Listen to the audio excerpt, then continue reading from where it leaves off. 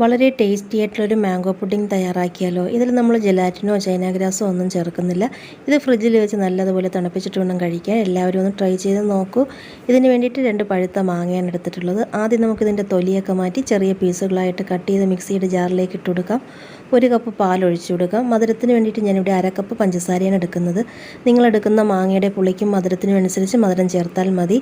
1 നുള്ളു ഉപ്പും കൂടെ ചേർത്ത് നല്ല സ്മൂത്തായിട്ട് അരച്ച് മാറ്റി വയ്ക്കാം. ഇനി നമ്മളിതിലേക്ക് ചേർത്ത് കൊടുക്കുന്ന 4 ടേബിൾ സ്പൂൺ കസ്റ്റാർഡ് പൗഡറാണ്. ഇതിലേക്ക് ഒരു 1/4 കപ്പ് പാലും കൂടെ ചേർത്ത് മിക്സ് ചെയ്തൊന്ന് മാറ്റി വയ്ക്കാം. ഇനി ഒരു പാത്രത്തിലേക്ക് നമ്മൾ നേരത്തെ അടിച്ചെടുത്തിട്ടുള്ള മാംഗോയുടെ ജ്യൂസ് ഒഴിച്ചു കൊടുക്കുക. ഒരു മീഡിയം ഫ്ലെയിമിൽ വെച്ച് ഇതൊന്ന് നല്ലതുപോലെ തിളപ്പിച്ചെടുക്കാം.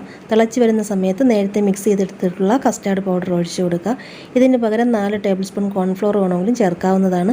ലോ ഫ്ലെയിമിൽ വെച്ച് ഇത് നല്ലതുപോലെ ഒന്ന് വേവിച്ചെടുക്കുക. എന്നിട്ട് നമ്മൾ ഏത് പാത്രത്തിലാണോ സെറ്റ് ചെയ്യാൻ വെക്കുന്നത് അതിൽ കുറച്ച് നെയ്യോ ഓയിലോ പുരട്ടിയിട്ട് ഒഴിച്ചു കൊടുക്കാവുന്നതാണ്. ഒരു 3 മണിക്കൂർ കൊണ്ട് തന്നെ നമ്മുടെ പുഡിംഗ്